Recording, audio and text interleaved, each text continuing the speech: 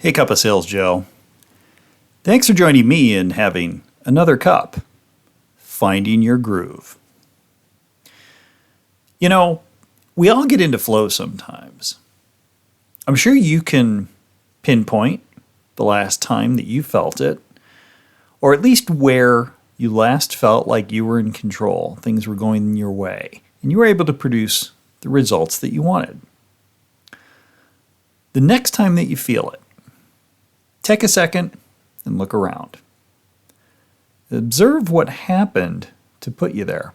Get an awareness of your positive triggers around flow. Maybe something you know will pay off. Maybe letting everything else go. Maybe music. Maybe your surroundings. Maybe the time of day or the time of week. But observe and take note as to how you got there. You know, this is part of how we grow. Knowing ourselves so well that we can trigger ourselves or set ourselves up for whatever we need in the face of whatever we're facing. I know for me, when I need to find my groove, and the strange thing about this is, most of the time I find my groove when I'm forced to. I've talked about, on a previous message, about my acceptable level of performance, kind of the floor that kicks me into gear. In other words, I'm just as motivated to avoid pain or a negative consequence as I am to achieve my lofty goals or something super positive. And when I'm forced to do this, boy, I can find some flow. And I'm sure you can too. Now, sadly, that's not something I want to deal with all the time. I don't want to always be forced by negative consequences being held over my head to create intensity, mental intensity, enough to achieve flow. And that's what we need, is truly some mental intensity. Now, however you create that, typically, again, that's through either intensity being forced on us, and we have to do it, or an intensity of our own design, of our own energy. Now, to design it yourself, there's two ways, right? We just mentioned one of them, which is really getting immersed in some visualization and emotion and energy around what you want. If you really are obsessed about achieving a certain outcome, you'll find the flow.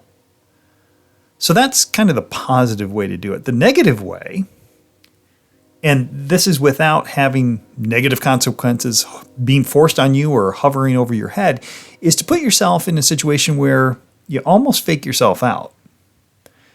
You create your own negative consequence, but it's much less severe, say, than what the world may be holding over you or your normal work consequences.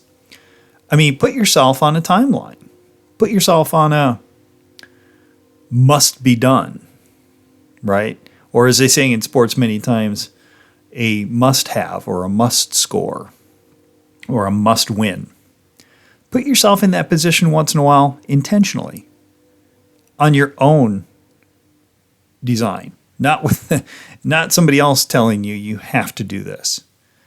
I mean, isn't it interesting how we let ourselves off the hook when it comes to what we make promises about and what we commit to, but we won't let other people down?